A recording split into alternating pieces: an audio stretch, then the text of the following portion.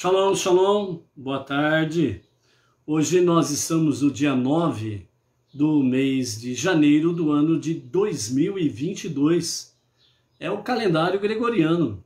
E pelo nosso calendário judaico, hoje nós estamos no dia 7 de Shevat do ano 5782, já com 125 dias transcorrido do nosso Rosh Hashanah. Hoje nós estamos no primeiro dia da semana, que é o primeiro dia do Shabat, ou seja, já começando a semana em conexão com o Shabat. Baruch Hashem por isso. Então, nós estamos no primeiro dia da semana, o primeiro dia do Shabat, então nós estamos na nossa primeira aliá da nova Parashá semanal. Então, esta semana nós temos diante de nós a Parashá Beshalach, né? Que vamos discorrer daqui a pouco nos seus detalhes, né? Então, a nossa Parashá Beshalach, como nós de costume trazemos aqui, né, dados estatísticos, por assim dizer. Então, ontem nós encerramos a nossa 15ª Parashá, a Parashá Bo. Estudamos 105 versículos e hoje nós iniciamos a 16ª Parashá, que é de nome Beshalach. Vamos do capítulo 13, verso 17 do livro de Êxodo e vamos até o capítulo 17, o verso 16 da nossa Parashá semanal. Então, Beshalach também significa mandando para fora, né? O nome é Beshalach, né? Quando o povo israelita deixou o Egito, ok? Baruch Hashem por isso.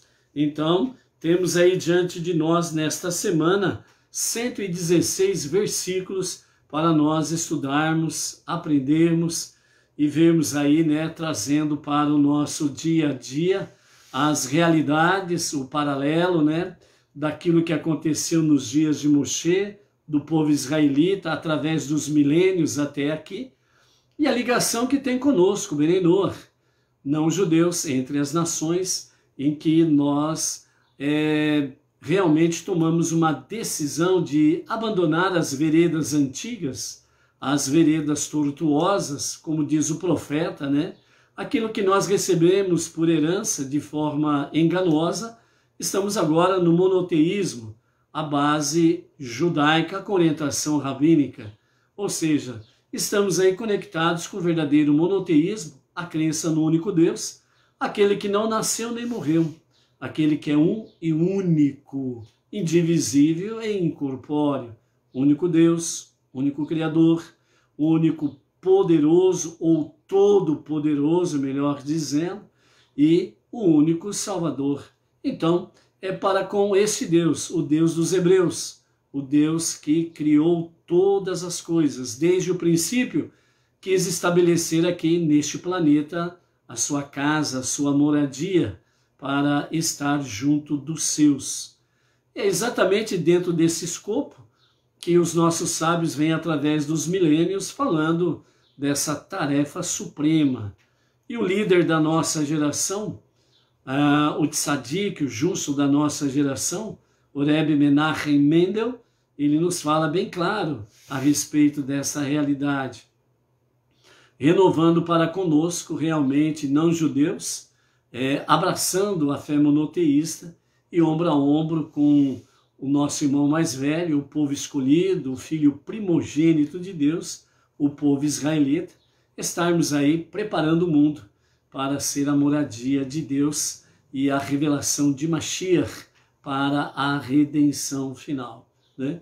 Então nós temos aí de fato, né, uma grande, maravilhosa tarefa pela frente e só precisamos aí realmente abraçar e seguimos em frente nessa nossa jornada monoteísta, ok?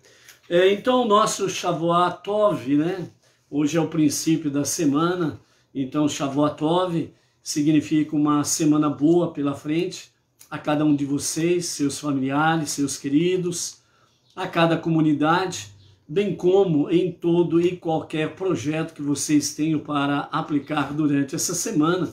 Que o Eterno dê graça, bênção, né? Faça com que realmente todo e qualquer embaraço que possa ter pela frente realmente caia por terra e você possa desenvolver os seus projetos, a sua vida no seu dia a dia, ou tudo aquilo que você fizer, que seja realmente com muitas bênçãos da parte de Hashem, para que você possa vencer os obstáculos, as barreiras, ir conquistando vitória em vitória e realmente chegar no próximo Shabat, agradecendo a Hashem pelos desafios, pelos obstáculos, as dificuldades, né? Os testes, as provas, mas você vai completar a semana debaixo da destra de Hashem, com bênçãos e vitórias, com gratidão ao soberano. Então, que sejam estas bênçãos sobre a tua vida nesse sentido aí, ok? Baruch Hashem. Então, o nosso Shavuotov vai aí para a família do Djalma de Lavedova, né? Djalma de Lavedova, lá da cidade Terra Boa, Paraná. A Radassa Cardoso, o Marcial Costa, lá de Maranhão. A Gislaine e o seu esposo Maurílio Gamba, aqui de Bauru, a nossa região, né? São eles, esse casal, proprietário do Espaço Pacem, onde faz formação de vigilantes em Bauru e região, ok? Também vamos aí mandando um shalom, né? Um Shavuotov, para a Eliana Ferreira e todo o pessoal aí de Serrana, Nova Friburgo, né, Rio de Janeiro, Baruch Hashem. A Irani Braga Mendonça, né, o esposo Juarez Carvalho, de Nova Lima, Minas Gerais, né, parece que ontem aí teve uma tempestade brava em Nova Lima, Minas, né, onde trouxe aí realmente várias inundações, né. Tivemos aí também aquele desastre, né, onde veio aquela parede cair ali naquele vale ali, naquele canyon e Capitólio, né, em Minas, que o Eterno conforte as famílias enlutadas, que as vidas, né, que foram salvas aí rendam a Deus gratidão pela proteção, pelo livramento, né, em toda aquela situação que aconteceu ali no Capitólio, em Minas Gerais, né? Então, as nossas condolências às famílias e que o Eterno Soberano, aquele que sabe todas as coisas, que venha confortar, fortalecer as famílias enlutadas e que os sobreviventes, que o Eterno venha dar a graça para que eles sejam libertos, né, de todo medo e pavor e possam aí aproveitar a experiência e somar realmente na confiança para com Deus, o soberano dos mundos, e estar aí realmente diante de Deus em gratidão, ok?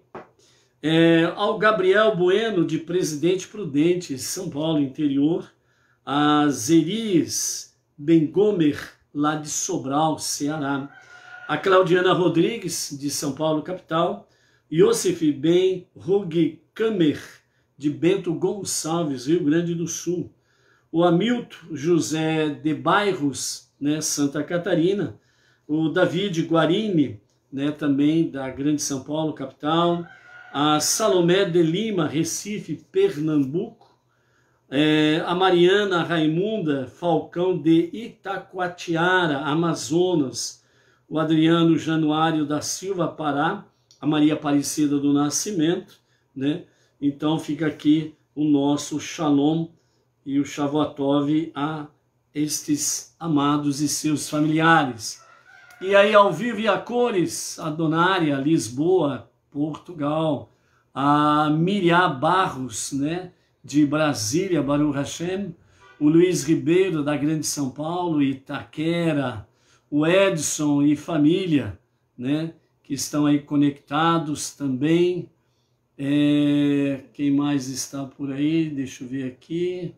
A Malu, lá do Distrito Federal de São Sebastião. Baruch Hashem. Quem mais? Quem mais? Edson, dá um alô aí completo aí, né? Do local aí, o nome seu, da esposa, família e a cidade aí. Positivo? Shalom, shalom. Então, aos nossos amados aí, né? O nosso shalom. Estamos aí então, amados, no nosso primeiro dia da semana, então é o início da nova paraxá, é a nossa paraxá Bechalar. Então os nossos sábios trazem para nós os seguintes comentários como introdução para a nossa paraxá. Nós estamos saindo da paraxá Bo, né? E nós vimos aí de fato, né, onde o povo israelita saindo do Egito, né, sai de Ramsés e vai até Sucote, né? E aqui nós vamos ver na sequência realmente também saindo de Sucote indo para Etam, né? E também vamos ver aí sobre o início, né, da perseguição do faraó e os seus exércitos para com o povo israelita, né? E o porquê que realmente eles precisaram se afogar no mar de juncos, né? Yam Suf, o mar de juncos, né? Popularmente conhecido como Mar Vermelho, né? Que a tradução não tem nada a ver com Mar Vermelho, né? Mas ficou conhecido dessa forma aí popularmente, vamos assim dizer, mas é Mar de Juncos, é isso daí, ok? A Edilane Minorello, né? E marido, o Claudemir, aqui de Bauru, shalom, shalom. Então, os nossos sábios trazem para nós, né, sobre a paraxá Bechalar, que ela acaba abraçando, né, muitos acontecimentos cruciais referente ao povo israelita, mas também, ao mesmo tempo, vamos ver, né, nisto, trazendo para nós aí acontecimentos sublimes, preciosos, grandiosos, em todo esse momento da sua saída do Egito para o deserto em direção à terra prometida. Então, os estágios que nós teremos por aí, pela frente, né? Teremos aí então a abertura milagrosa do Mar de Juncos, as revelações divinas que vão se manifestando e acompanhando o povo israelita, também cânticos de louvor que nós veremos aí pela frente, a descida de forma milagrosa, sobrenatural, esplêndida, né, do maná celestial e das cordonizes, a batalha milagrosa e vitoriosa contra Amaleque, né? E depois vamos ver aí a advertência que nós precisamos não somente vencermos os faraós, ou o faraó interior e os faraós dos dias da atualidade, o nosso Egito interior e o Egito da atualidade, mas também nós vamos aprender aqui sobre a questão da nossa batalha contra Amaleque, né? Amaleque, resumidamente, depois veremos em mais detalhes, né? Amaleque é aquele que não teve temor de Deus, é aquele que não teve medo de Deus. Mesmo conhecendo todo o poder de Deus, ele ousou desafiar a Deus e o povo de Deus, né? Então nós vamos ver sobre isso daí e os perigos, se nós não tomarmos os devidos cuidados, nós poderemos cair nas artimanhas de Amaleque, ok?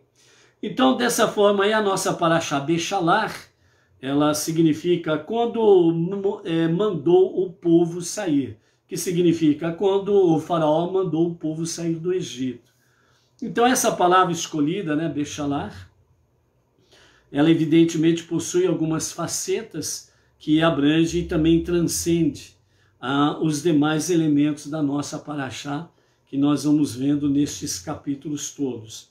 Por outro lado, a palavra Bechalar também sugere que os judeus aqueles judeus que relutaram em sair do Egito, né?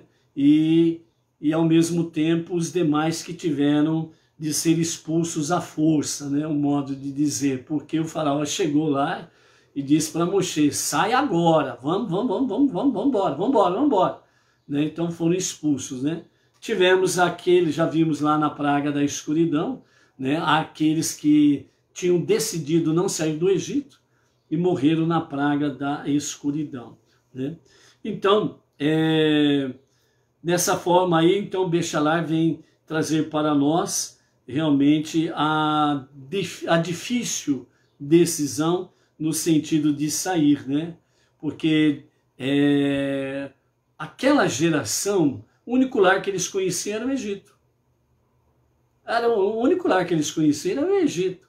Eles nasceram no Egito, se mesclaram com os egípcios, os seus costumes, né? Abandonando a raiz, a base da emuná e do bitachon, a fé e a confiança, se envolveram com a idolatria, com exceção, nunca esqueçam disso, com exceção da tribo de Levi e das mulheres.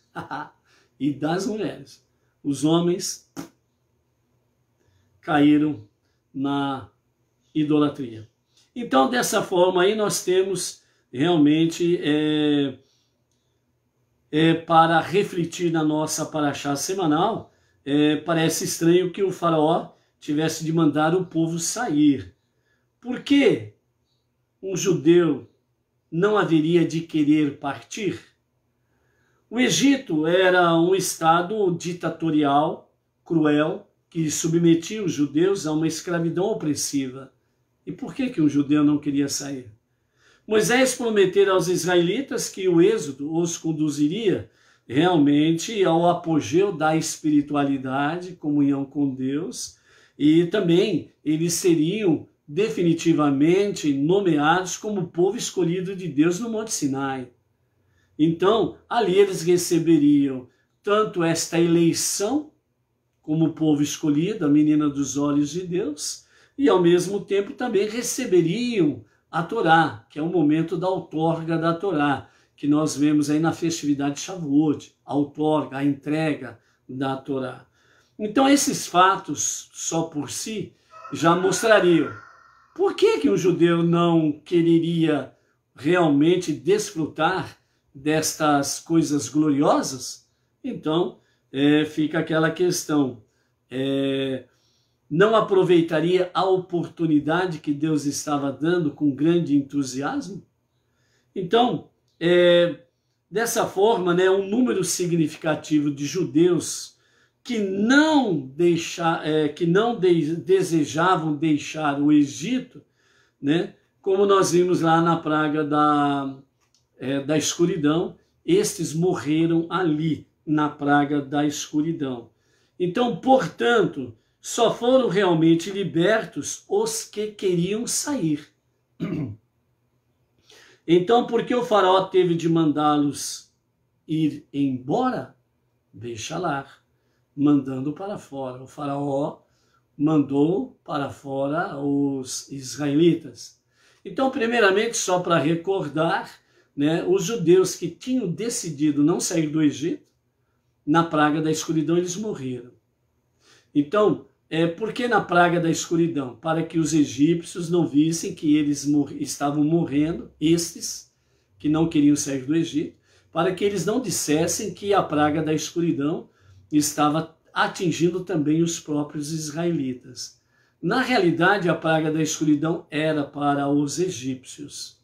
Como eles não podiam enxergar nada, então os judeus que já tinham tomado a decisão de não sair do Egito, eles morreram. Por que eles morreram?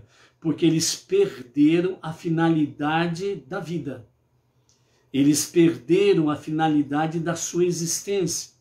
Eles perderam todo o entusiasmo para com a sua missão, que é transformar esse mundo para ser a moradia de Deus. Então, para isto, realmente, eles foram enviados aqui, nesse planeta inferior, neste mundo inferior.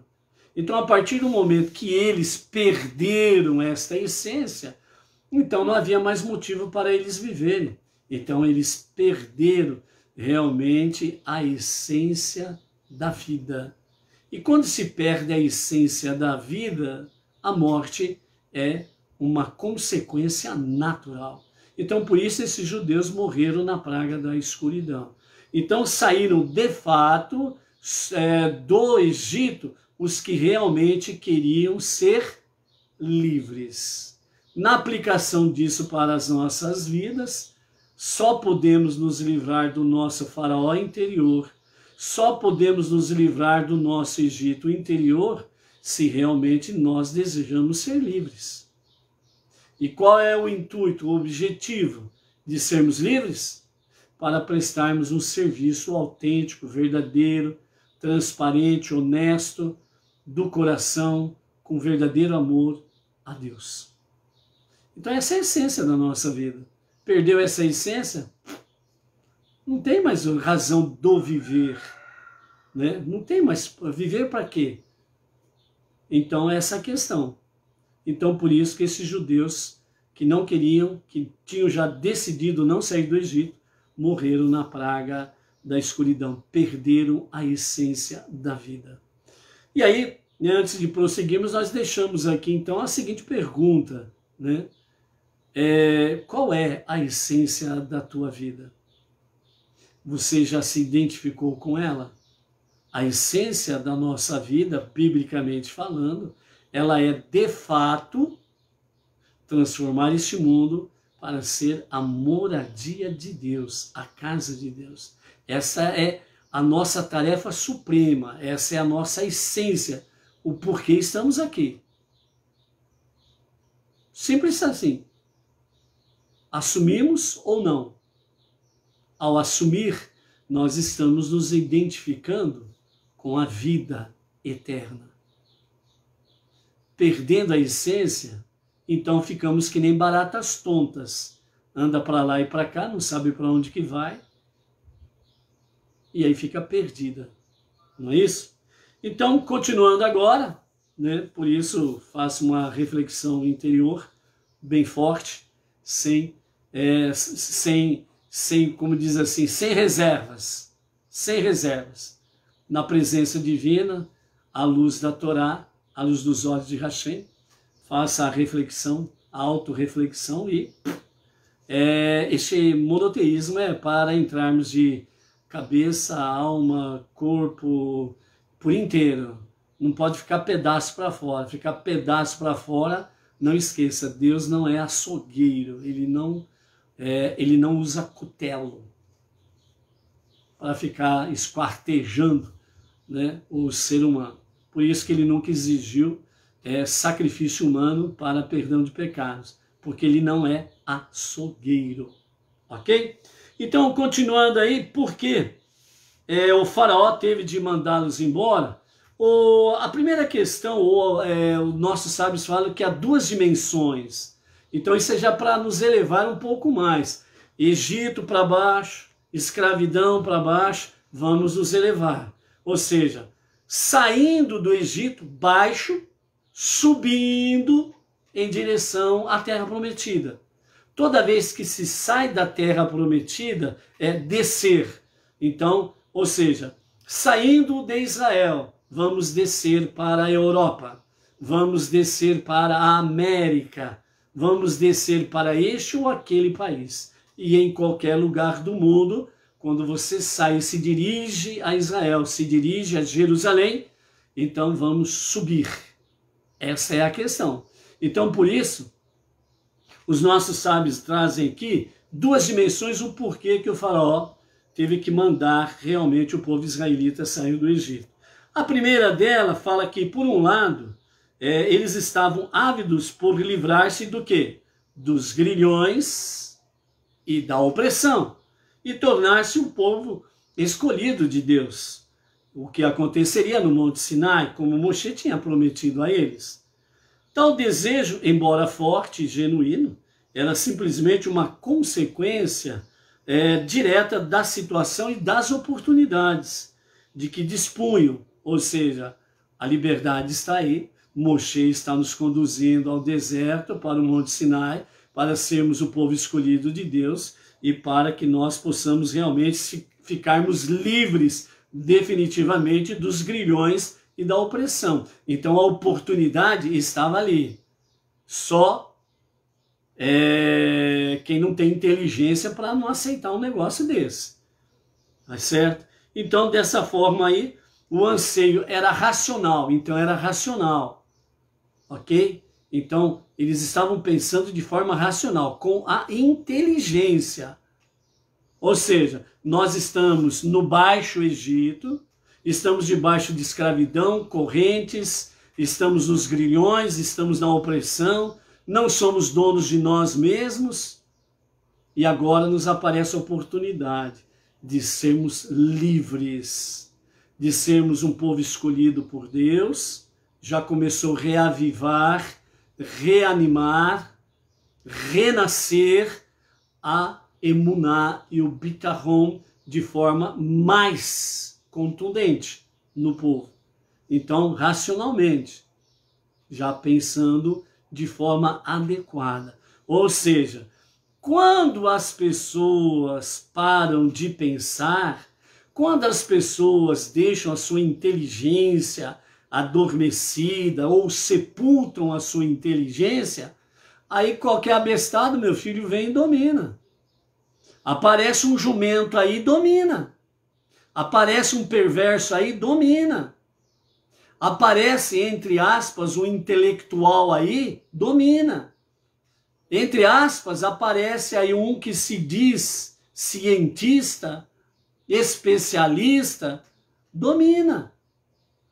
Aparece aí, entre aspas, um repórter, um jornalista que sabe de tudo, mais do que os verdadeiros especialistas, cientistas, médicos, que são compromissados com a verdade, com a vida. Aí aparece jornalista dizendo que isso e mais aquilo é o certo, é o correto, mas aquela mente que está com a sua inteligência sepultada, adormecida, anestesiada, domina. Aí as pessoas começam a acreditar realmente na mula sem cabeça.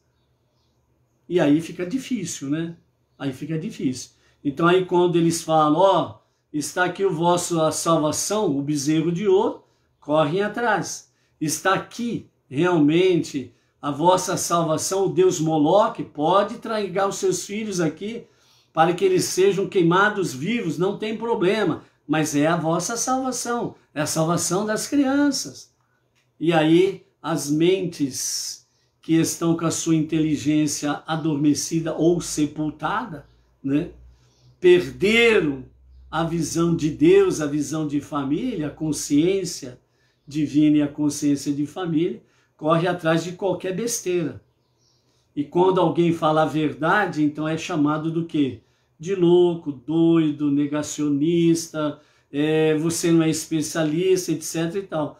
Mas existe uma diferença de você pesquisar, procurar o conhecimento, saber, e etc. e tal. Então essa é a questão. Então aqui, nessa primeira dimensão, a inteligência começou a funcionar verdadeiramente. E você, diante dos faraós e do Egito da atualidade, vai deixar a sua mente adormecida? Vai continuar com a sua mente sepultada? Ou realmente vai focar em Deus, a sua fé e a sua confiança, e vai começar a pensar melhor sobre tudo que está acontecendo? Só saíram do Egito os que realmente queriam ser livres. Você quer ser livre dos faraós e do Egito do tempo presente? Só você pode responder. Na segunda dimensão que os nossos sábios trazem aqui, eles relatam que no momento em que eles foram libertos, ou libertados, eles tiveram o desejo de partir completamente diferente, ou seja, vida nova. No instante em que inspiraram o ar fresco da liberdade, o contraste profundo entre a sua escravidão, a idolatria, do materialismo, do egípcio, e a independência com relação a ela, proporcionada pela vida divina que estava lhe sendo oferecido neste momento, impressionou-os fortemente. Então, essa liberdade, ela trouxe um grande impacto na alma de cada israelita. Trouxe um grande impacto, um grande entusiasmo, libertação da escravidão, libertação da idolatria egípcia, libertação do materialismo egípcio, libertação de realmente não ficar preso em grilhões. E isso significa não ficar preso nas correntes dos pensamentos, das ideologias, dos dito cujos de ideologias de gênero, as ideologias dos faraós da atualidade e a sua, entre aspas, ciências que estão aí cada vez mais para controlar os povos. O que nós estamos presenciando é uma tentativa dos faraós da atualidade de promover uma grande escravidão. Fazer do mundo inteiro realmente um campo de concentração. Fazer do mundo inteiro um holocausto universal. Vejam a histeria que o mundo está vivendo. As pessoas estão histéricas. As pessoas estão vivendo uma demência global, universal. Por causa do quê? Daquilo que nós acabamos de falar. Por causa da idolatria egípcia, por causa da escravidão, por causa da mente acobertada, adormecida, sepultada, porque vão atrás de cisternas rotas, vão atrás de onde há águas sujas, má informação, pessoas perversas que têm péssimas intenções, pessoas à semelhança do faraó, que tem aí o domínio de mídias, poderes estabelecido entre as nações e por aí afora vai, né? E trazem aí as informações como mentiras, como verdades, e as verdades eles encobertam, atacando-as como mentiras. Então, quando o povo israelita, nessa segunda dimensão, experimentou, ou seja,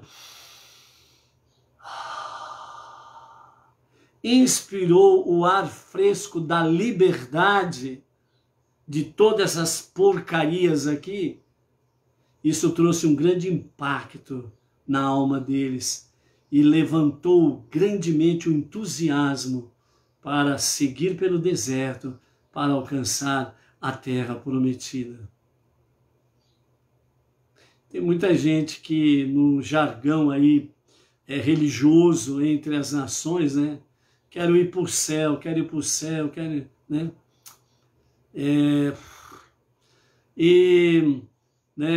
Transportando isso, né, para a realidade, vida eterna, né?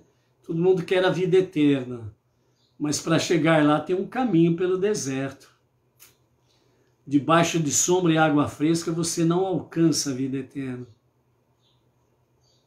Debaixo da escravidão, da idolatria egípcia, debaixo da submissão dos faraós da atualidade, você não vai chegar à vida eterna. Vai sucumbir no meio do caminho, ou antes de começar o caminho. Então, por isso, as duas dimensões em que os nossos sábios trazem aqui, na saída do Egito, foi a racional, analisar de forma inteligente a realidade dos fatos. Simples assim. Simples assim.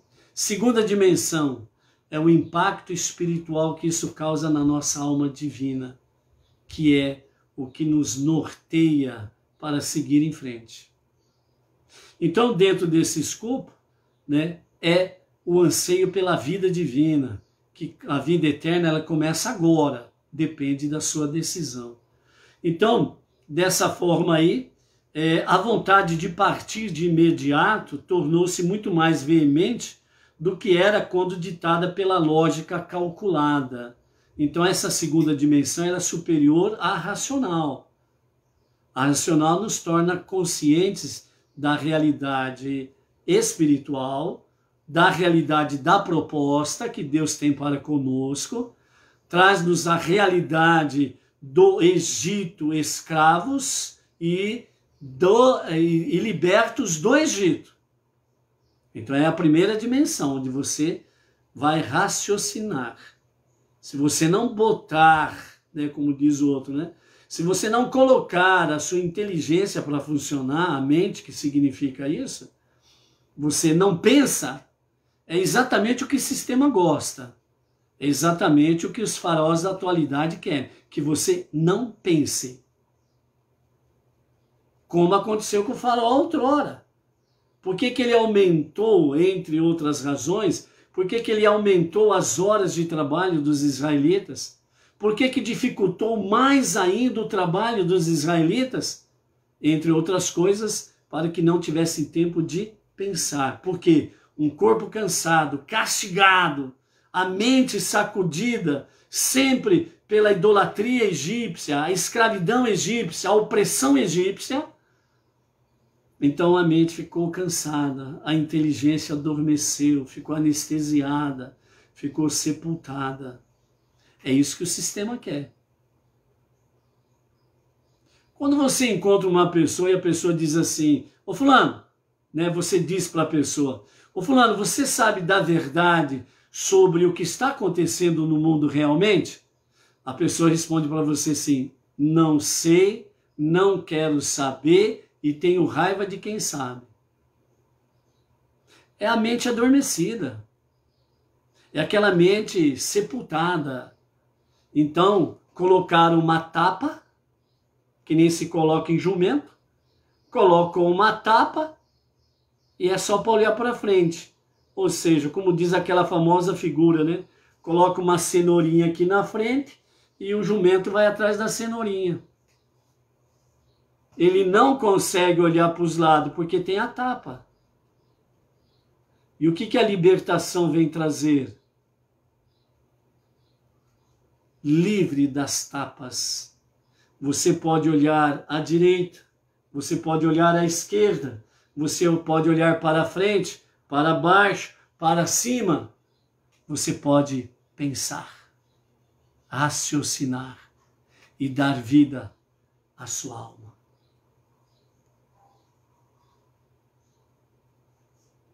Então, dentro desse escopo, né?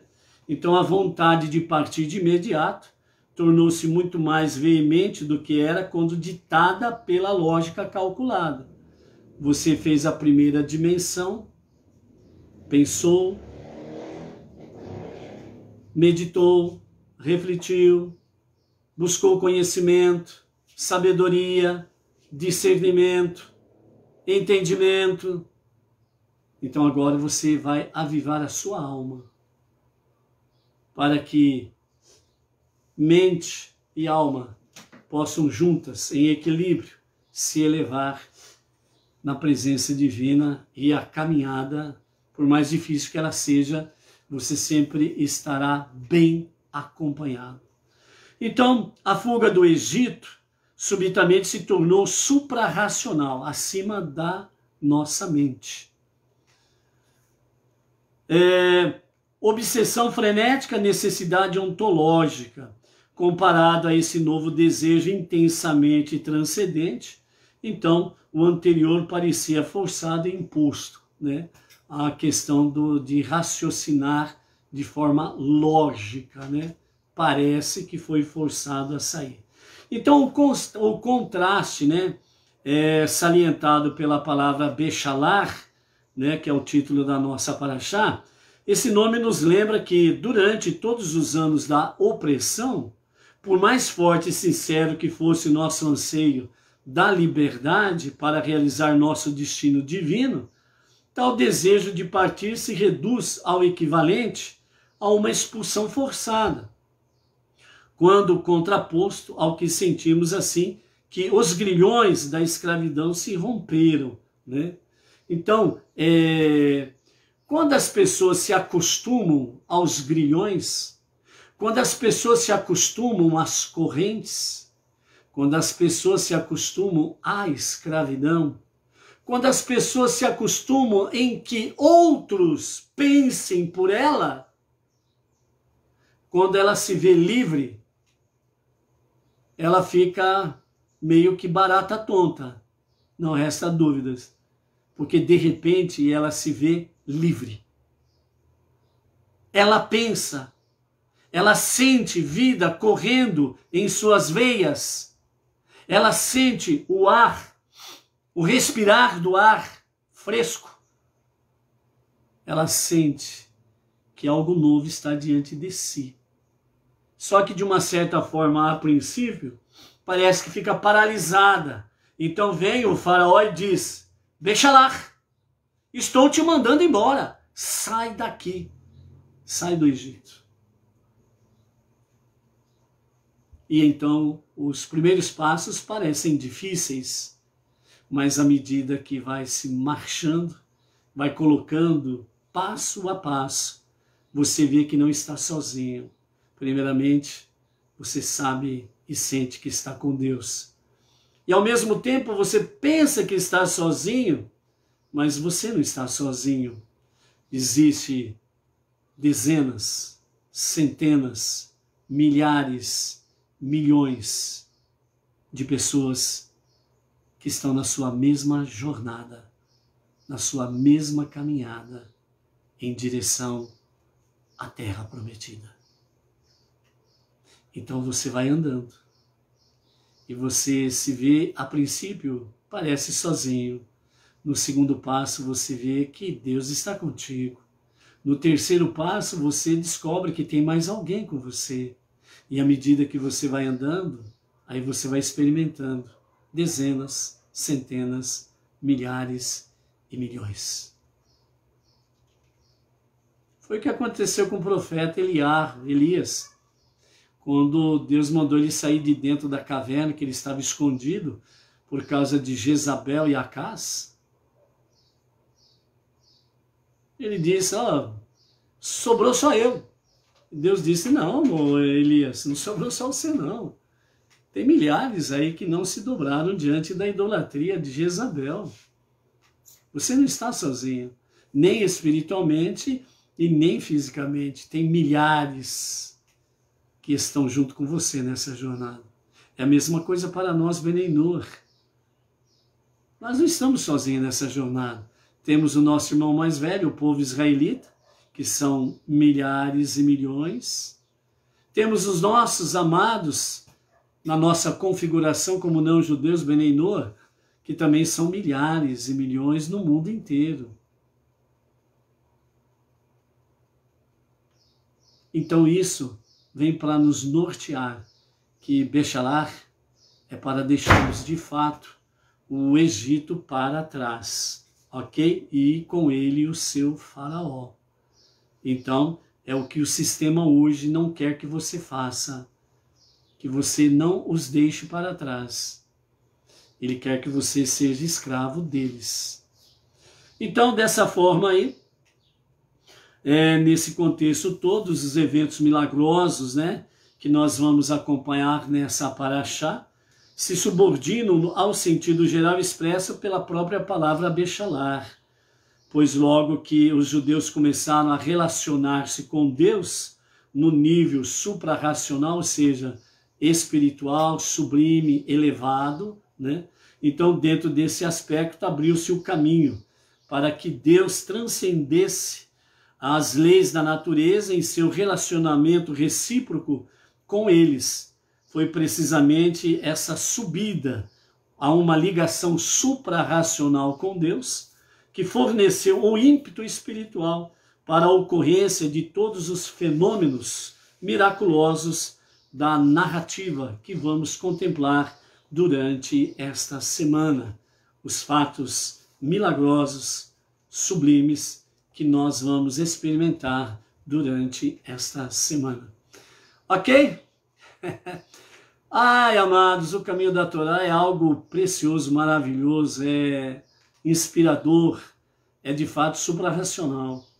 Quando você pensa que não tem forças, de repente você sente forças do nada chegando a você.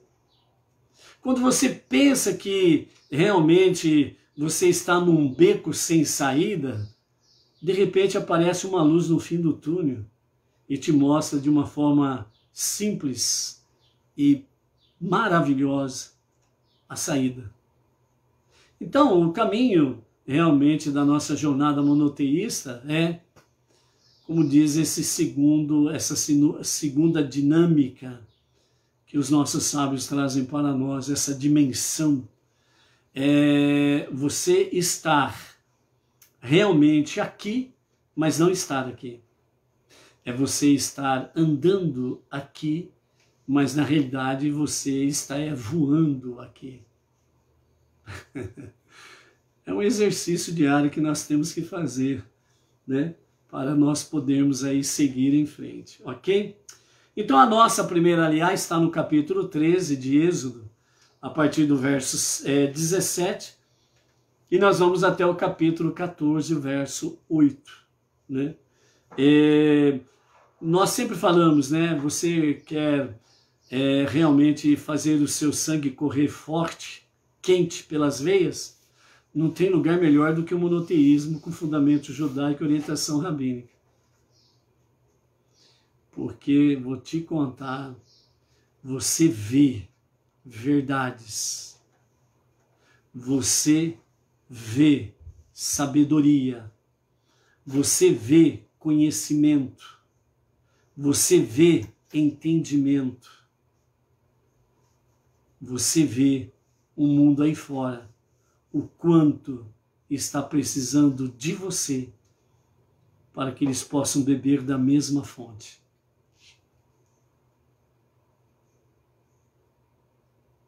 Não importa qual é a tua posição social, cultural, o que Deus quer de cada um de nós é que nós tenhamos emuná e bitachon, fé e confiança nele. E dentro da configuração de cada um, Deus ele estará usando você, aonde você estiver, aonde você for, para que você possa ser a luz de Deus, a luz divina, e fazer brilhar a escuridão daqueles que ainda não conhecem a luz. Então, por isso, realmente o caminho da paz é o melhor caminho para você poder divulgar a unidade e a unicidade de Hashem. Não se envolve nem se preocupe com discussões tolas. Toda discussão não resulta em nada. Ninguém ganha. Então, por isso, como diz o nosso Rebbe Menachem Mendel, a nossa tarefa suprema é transformar esse mundo para ser a casa de Deus. E de que forma que nós fazemos isso? Entre outras, semelhantes a esta, é trazer luz e santidade para este mundo. Ok? Então vamos lá. Primeira aliá da Parashá Beshalach, capítulo 13, verso 17. Né? Então nós temos aí já o povo israelita saiu do Egito, saiu de Ramsés, veio para Sucot, e agora eles vão de Sucot para Etam, né? Conforme já está, conforme nós já mencionamos na aliá de ontem. O faraó teve de expulsar esses indivíduos do Egito à força. Como eles não partiram com determinação, mas o faraó teve de mandar esse povo sair, Deus não os conduziu, né? Deus não o conduziu de Sucote pelo caminho da terra dos filisteus, porque era próximo e teria sido fácil para o povo retornar ao Egito. Pois Deus disse, o povo pode mudar de ideia ao ver os habitantes da terra de Israel ir à guerra. contra ele e voltar ao Egito. Assim Deus conduziu o povo pelo caminho do deserto rumo ao outro lado do mar de juncos, isto é, para o norte a partir de Sucote, ao longo da margem ocidental do mar, e depois para o sul, ao longo da margem oriental do mar, a Etam, que fica à beira do deserto. Os israelitas estavam armados quando subiram do Egito. Essa passagem de Sucote para Etam, eles fizeram um contorno do mar de juncos, certo? Eles contornaram para o norte, para cima, o mar de juncos e foram do outro lado, lá onde está Etam, certo? Então eles foram para o outro lado do mar de juncos, né, pela própria terra, contornando o mar de juncos, ok? Moisés levou consigo os ossos de Iosef e dos seus irmãos. Então, quando se fala do envio de Iosef, né, dos restos mortais de Iosef, José, que Moshe foi atrás para assim o fazer, não foi somente os restos mortais de Iosef que foram levados para a terra prometida, mas de todos os irmãos de Iosef, ou seja, os 12 primeiros príncipes do povo israelita, os 12 filhos de Iacove, nenhum deles ficaram no Egito. Os seus restos mortais, todos eles foram transferidos para a terra prometida.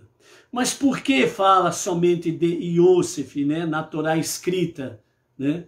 E nós temos os comentários dos nossos sábios, através da própria Torá oral, a Mishnah, o Talmud, falando que os restos mortais dos irmãos de Iosef também foram transportados para lá. Porque Iosef, ele é a essência de tudo. Então Iosef é a essência da luz e da santidade para este mundo. E o Egito não poderia ficar com Iosef lá no fundo do rio Nilo. Não poderia, porque além do mais, o Egito, Faraó e o seu povo não eram dignos que a presença de Iosef permanecesse no Egito. Simples assim. Por isso, a nossa tarefa é transformar esse mundo, junto com os nossos irmãos, o nosso irmão mais velho, o povo israelita, transformar esse mundo para ser a casa de Deus. Porque nessa configuração que o mundo está, o mundo, com os seus faraós e os seus egípcios, não são dignos da presença do povo de Deus aqui, o povo judeu e aqueles que abraçam a fé monoteísta. Por isso que precisa ser transformado. Ok? Essa é a sua tarefa. Então Moisés levou consigo os ossos de Iosef e de seus irmãos, porque José fizera os filhos de Israel jurar que eles, por sua vez, fariam seus descendentes jurar, dizendo: Deus certamente se lembrará de vós e de vossos descendentes, e quando isso acontecer, vós ireis fazer os vossos descendentes levar os meus ossos daqui juntamente com os vossos. Então, no dia 16 de Nissan, eles partiram de Sucote e acamparam em Etam, à beira do deserto. De Sucote em diante, Deus ia à frente deles de dia em uma coluna de nuvem, para que ela pudesse guiá-los pelo caminho, e de noite em uma coluna de fogo, para que este pudesse dar-lhes luz, de modo que viajassem dia e noite. E além de guiá-los, né, a coluna de nuvem aplainava o solo e matava todas as cobras e escorpiões, animais peçonhentos que havia pelo caminho. Afora a coluna de nuvem que ia à frente, Deus envolveu o povo de nuvem pelos 4 lados, por cima, por baixo, à direita e à esquerda. Então eles eram completamente protegidos, né? E eles eram protegidos contra todos e qualquer animais peçonhentos, bem como também dos elementos atmosféricos, né? O sol, o calor, o frio, a noite e etc. Pelo mérito de Arão, essas nuvens serviam ainda como guarda de honra, circundando o povo, mesmo quando não era necessário protegê-los de uma direção específica. Como guarda de honra, as nuvens também lavavam e passavam as roupas das pessoas. As nuvens não envolveram a multidão misturada que acompanhava o povo. Em homenagem a essas nuvens, o povo denominou o local de Sucot, abrigos protetores, né? Deus não tirava a coluna de nuvem de dia, nem a coluna de fogo de noite da frente do povo. Então, dessa forma aqui, Deus estava constantemente protegendo o povo israelita. Aqui nós encerramos o capítulo 13 e iniciamos o capítulo 14, né? Por que a mistura de povos não era envolvida por essa proteção divina? Porque a mistura de povos não era de fato, verdadeiramente, convertidas a Deus. Elas aproveitaram a deixa, foram no vácuo, né? O povo israelita está saindo livre. A moral do Egito está lá no abismo. Ninguém é mais ninguém no Egito.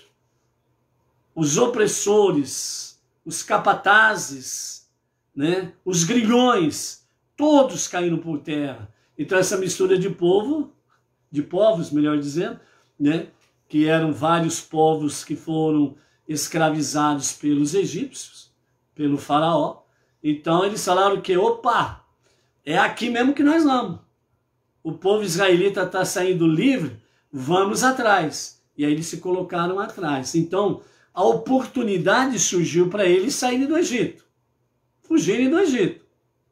Mas eles não tinham uma conversão propriamente dita. Então por isso estavam fora da nuvem da glória de Deus, que protegia o povo israelita, ok?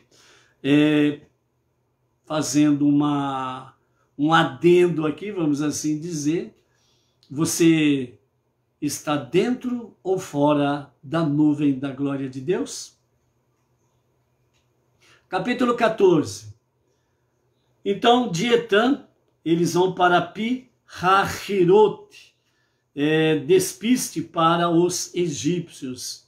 Então, no dia 17 de Nissan, Deus falou a Moshe dizendo, fala aos israelitas e que regressem a Sucote e acampem no vale diante dos dois picos da Pitom original, que doravante seria conhecida como Pi-Hahirote, que significa boca da liberdade.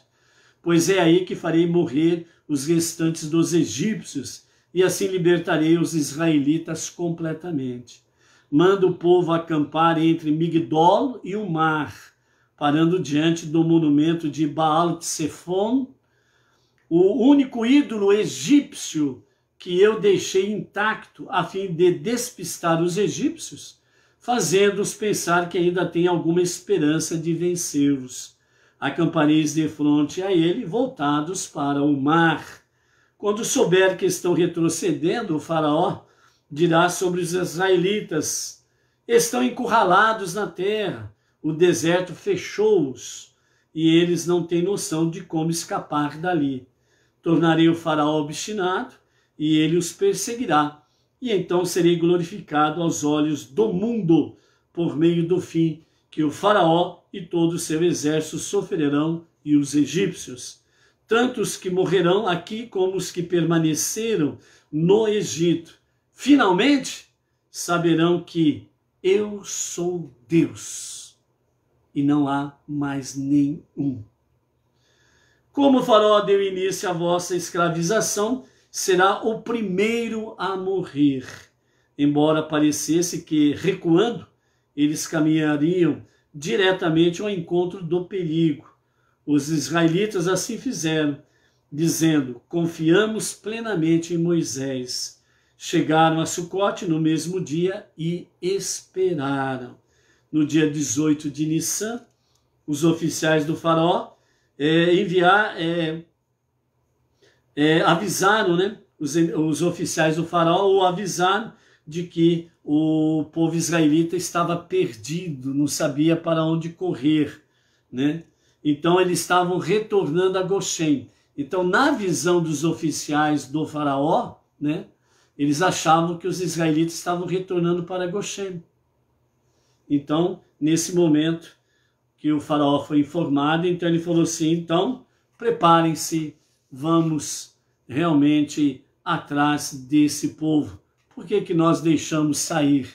E ainda por cima saíram com todo o nosso ouro e com toda a nossa prata, né? Então, verso 6 do capítulo 14 diz, no dia 19 de Nissan, o próprio faraó atrelou seu carro e convenceu seu povo a ir com ele, né? Então, nós temos aqui que ele tomou 600 carros selecionados, bem como o restante dos carros do Egito. Obviamente, os carros aqui referem-se às carruagens do Egito, que eram puxadas por cavalos, né? Então eram os carros de guerra da época, né? As famosas bigas e companhia limitada. Então, dessa forma, eles prepararam os seus carros de guerra para irem perseguir os judeus que estavam ali em Migdol, né? Então, Deus tornou o faraó obstinado e ele perseguiu os israelitas. Ele levou 2 dias, o dia 19 e 20 de Nissan, para alcançá-los. Os israelitas haviam saído triunfalmente, melhor dizendo, confiantes na capacidade comprovada de Deus para vencer os egípcios. Aqui nós encerramos a nossa primeira aliá. Fazendo um comentário aqui, se na praga dos animais, né, que teve aquela peste dos animais que ficaram no campo, e aqueles que ficaram no campo todos morreram. E agora aqui, onde estavam esses cavalos em que o faraó vai usar? Esses cavalos são exatamente aqueles que os egípcios temeram a palavra de Moshe e o Deus de Moshe. E eles guardaram seus cavalos nos currais, nos estábulos. Porque a praga da peste era para os que estavam ao relento. Então os egípcios que temeram, eles então esconderam as suas criações dentro dos estábulos, né? Dentro das suas cocheiras e companhia limitada. Então eles protegeram os animais. Esses animais não foram mortos. Agora, nessa perseguição para os israelitas, esses proprietários, eles voluntariamente levaram seus animais para o faraó e para o exército do faraó. E por isso o povo se somou com o faraó para perseguir o povo israelita. Então, tantos os exércitos do faraó como o povo, a massa que foi junto com exércitos, vão sucumbir lá no Mar de Juncos, e os que ficaram no Egito vão sucumbindo paulatinamente, né? Porque ficariam totalmente desolados, e o Egito, você vê o que é até hoje, né? Então tá aí, assim como Babilônia, né? Que é o Iraque nos dias atuais. Vejo que Babilônia era antes de escravizar o povo israelita, e depois da libertação do povo israelita, o que se tornou Babilônia. É por aí. Então, amados, dessa forma aqui, o nosso Rebbe Menachem Mendel, ele traz para nós, nessa nossa paraxá inicial Bechalach, né? Então ele nos fala sobre a questão dos ossos de Yosef. Então ele diz assim para nós, o nosso Rebbe Menachem Mendel. No hebraico a palavra osso é escrito em hebraico etzem, que também significa essência. Então o povo judeu estava pronto para embarcar numa viagem pelo deserto, cujos perigos e aridez eram reflexo de sua desolação espiritual. Então o deserto pela frente era um reflexo da situação espiritual do próprio povo israelita. Então, como está o teu exército? Ou, aliás, o teu deserto? Você está vendo um deserto pela frente? Ah, a coisa está feia. Está muito escuro. o mundo está muito perverso, o mundo está muito violento. Você só vê essas coisas? Então cuidado, isso daí está mostrando a sua situação espiritual. Já pensou nisso?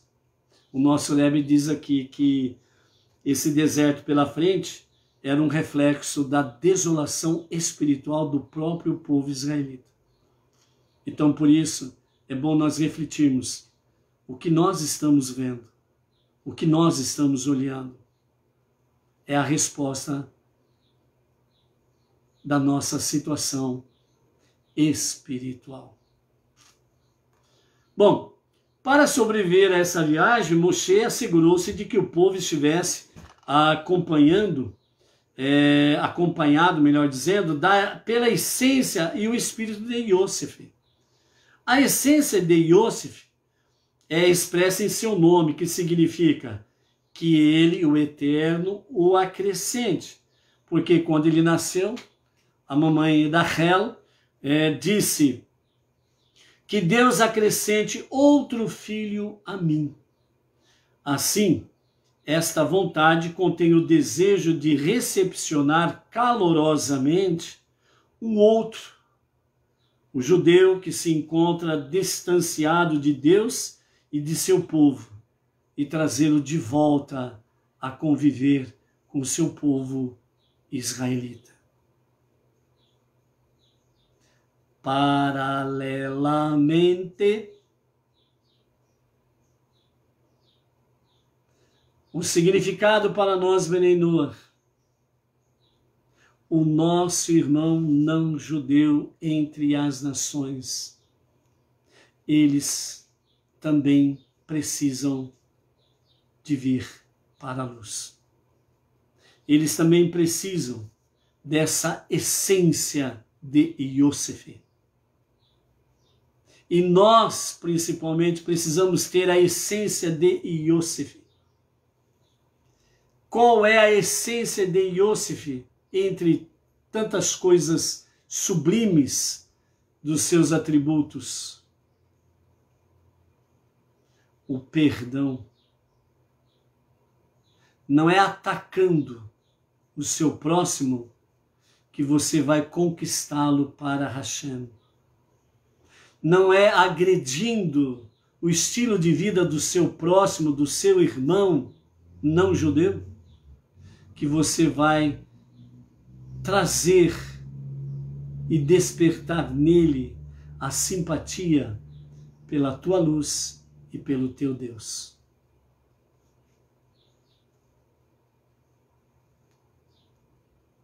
A essência de Yosef, entre outras coisas, é o perdão. O perdão de aceitar de volta, junto contigo, para juntos prestar a Deus um serviço do coração, um serviço de amor. Então a essência de Yosef é realmente trazer de volta o nosso irmão, o nosso outro. Por isso, a nossa configuração como não-judeus entre as nações é para esse propósito. Ah, eu quero me converter ao judaísmo. Ah, eu quero. E você fica que nem pipoca, né? Pulando para tudo quanto é lado. Não se aquieta de jeito nenhum. Ah, porque eu quero ser judeu, porque eu quero me converter ao judaísmo, porque eu não sei o que lá. E fica aquela pipoca pulando, né? O crente pipoca. Aceite a sua configuração. Deus te fez assim, ponto. Por que você quer mudar a configuração de Deus? Não está contente com o que Deus fez? Se você não está contente com a configuração que Deus te deu, então para que você quer ir para o judaísmo? Se você está contestando Deus aqui nessa configuração que você está. Deus te chamou nessa configuração para você trazer o outro não judeu, para a essência de Yosef, para o mesmo campo do perdão, da luz e da comunhão, ombro a ombro com o irmão mais velho, o povo israelita, porque afinal de contas, juntos nós vamos para a mesma redenção com o mesmo Mashiach. Não tem Mashiach só para os judeus e outro Mashiach para os não-judeus. Não tem um Deus só para os judeus e outro Deus para os não-judeus. Pelo amor de Deus, entendam isso e parem com essa frescura de querer se converter ao judaísmo. Viva a fé e a configuração que Deus está te dando para cumprir a tua missão.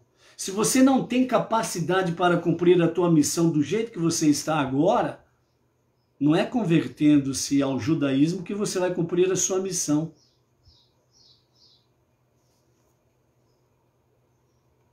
Simplesmente assim. Então, por isso, a essência de Yosef é trazer o outro. Judeu para judeu, não judeu para não judeu. Por isso que o mundo judaico está cada vez mais através da liderança do Rebbe Menachem Mendel, tem desde a década de 50 restaurado o judaísmo para judeus.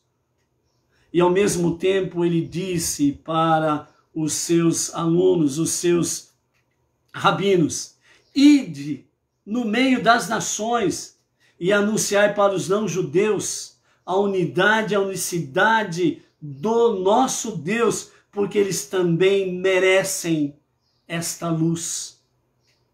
E foi através disso que os rabinos do Chabad, trazendo a Hassidut, trazendo os ensinamentos da Torá, foram entre as nações, trazendo o conhecimento da unidade e da unicidade de Hashem, nessa essência de Yosef.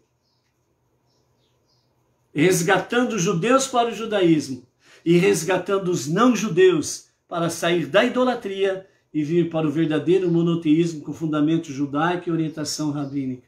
E é isso que o nosso Rav Yaakov Gerenstadit está fazendo aqui no Brasil e com outros grupos vários em vários lugares pelo mundo afora que está conectado com ele.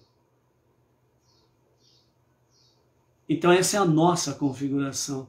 Então, por isso, a essência de Yosef é algo sublime e elevado para nós também. Então, em um sentido mais amplo, isso inclui o desejo de transformar a realidade mundana em um veículo para a santidade, que é o objetivo para o qual foi originalmente criado. Então, originalmente, tudo que existe no universo e no nosso planeta aqui chamado Terra, a sua configuração original, ela foi feita em santidade. E por isso que Deus precisa dos judeus dentro do judaísmo e do mundo judaico, Israel, Jerusalém, o terceiro e definitivo templo, e ele precisa de cada não-judeu entre as nações, para voltar a trazer esta santidade neste mundo. É trazer o céu de volta para a terra. Não é a terra que vai para o céu. Não é aquela questão que o mundo religioso diz aí fora, eu vou morar no céu. Negativo. É trazer o céu de volta para a terra. Porque Deus, quando fez esse planeta, o céu era aqui. O jardim do Éden era aqui. O paraíso era aqui. E o que Deus quer é que nós, judeus, na sua configuração, não judeus na sua configuração, venhamos trazer de volta a santidade de Deus nesta terra.